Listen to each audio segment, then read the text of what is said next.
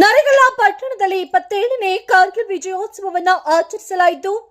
ಗದಗ ಜಿಲ್ಲೆಯ ಗಜೇಂದ್ರಗಡ ತಾಲೂಕಿನ ನರಗಳ ಪಟ್ಟಣದ ಗಾಂಧಿ ಭವನದಲ್ಲಿ ನಿವೃತ್ತ ಸೈನಿಕರ ಸಂಘದ ಆಶ್ರಯದಲ್ಲಿ ಜುಲೈ 27ರಂದು 1999ರಲ್ಲಿ ದೇಶದ ರಕ್ಷಣೆಗಾಗಿ ಹೋರಾಡಿದ ಕಾರ್ಗಿಲ್ ಯೋಧರ ಕಾರ್ಗಿಲ್ ಯುದ್ಧದಲ್ಲಿ ಪ್ರಾಣ ತ್ಯಾಗವನ್ನ ಮಾಡಿದ ವೀರ ಯೋಧರಿಗೆ ಗೌರವ ನಮನವನ್ನ ಸಲ್ಲಿಸಲಾಯಿತು. ಕಾರ್ಯಕ್ರಮದ ಆರಂಭದಲ್ಲಿ ಶಾಂತಗೌಡ ದೇಶಭಕ್ತಿ ಗೀತೆಗಳನ್ನು ಪ್ರಸ್ತುತಪಡಿಸಿದ್ದಾರೆ. ಕಾರ್ಯಕ್ರಮದಲ್ಲಿ ಕಾರ್ಗಿಲ್ ಯುದ್ಧದಲ್ಲಿ ಹುತಾತ್ಮರಾದ ವೀರ ಯೋಧರಿಗೆ ಮೌನಾಚರಣೆಯ ಮೂಲಕ ಶ್ರದ್ಧಾಂಜಲಿಯನ್ನ ಸಲ್ಲಿಸಲಾಯಿತು. ಅನಂತರ ಅನೇಕ ಗಣ್ಯಮಾನ್ಯರು ಕೂಡ ಇಲ್ಲಿ ಮಾತನಾಡಿದ್ದಾರೆ.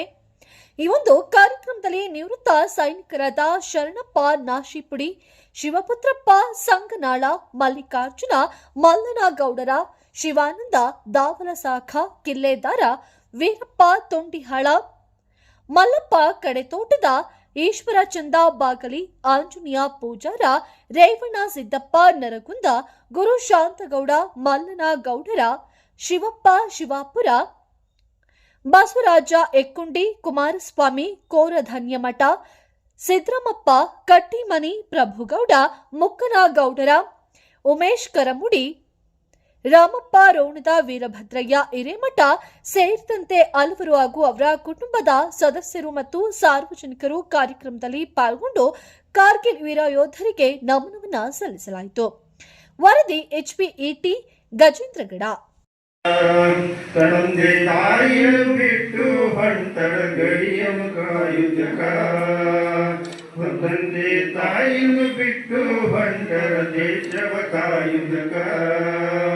ದೇಶದ ಸಲುವಾಗಿ ಪ್ರಾಣವ ಕೊಡುತ್ತರ ನಮ್ಮ ಸೈನಿಕರು, ದೇಶದ ಸಲುವಾಗಿ ಪ್ರಾಣವ ಕೊಡುತ್ತರ ನಮ್ಮ ಸೈನಿಕರು.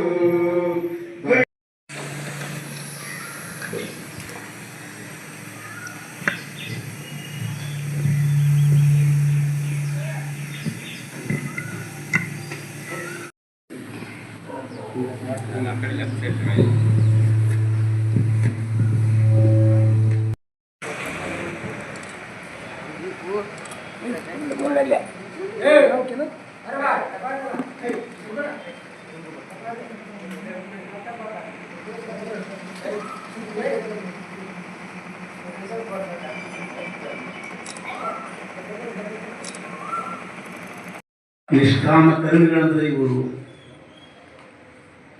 ಯಾವ ಸ್ಟ್ರೈಕ್ ಏನಾದ್ರು ಯಾವ ಸ್ಟ್ರೈಕ್ ಇಲ್ಲ, ಆಶೆ ಆಮಿಷಗಳೇನಾದ್ರು ತಮ್ಮ ಆಶೆ ಆಮಿಷಗಳಿಲ್ಲ, ಅವೆಲ್ಲವುಗಳನ್ನು ತೊರೆದು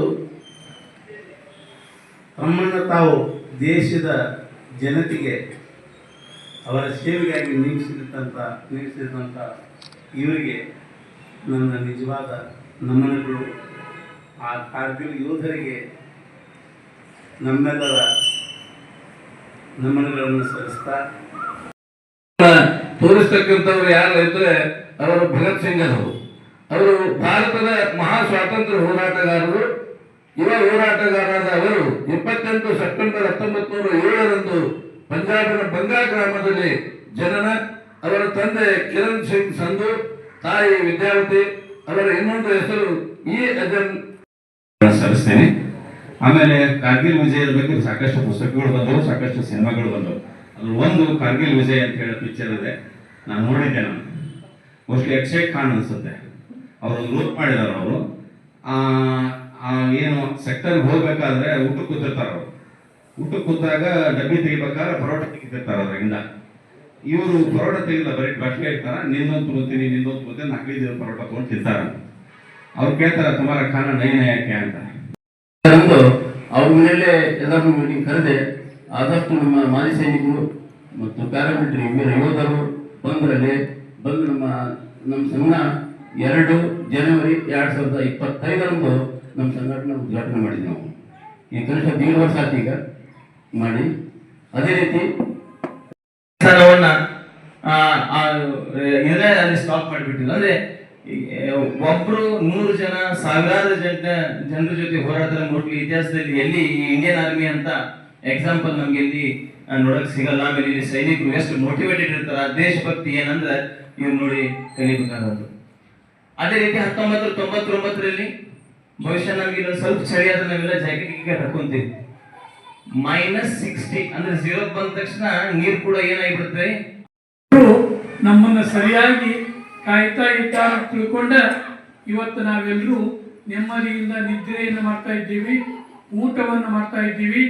ನಮ್ಮ ನರೇಗಾದ ನಿವೃತ್ತ ನೌಕರರ ಸಂಘ ನನಗೊಂದು ವಿಷಯವನ್ನು ತಮ್ಮೊಳಗೆ ವ್ಯಕ್ತಪಡಿಸ್ತೀನಿ. ಯಾವತ್ತಿಗೂ ಸೈನಿಕರನ್ನ ಮಾಜಿ ಅಂತ ಕರಿಬೇಡ್ರಿ. ಮಾಜಿ ಅನ್ನೋದು ರಾಜಕಾರಣಿಗಳಿಗೆ ಮಾತ್ರ ಹೋಗ್ತಕ್ಕಂತಹ ಶಬ್ದ. ಮಾಜಿ ಯೋಧರಲ್ಲ, ನೀವು ನಿವೃತ್ತ ಸೈನಿಕರು.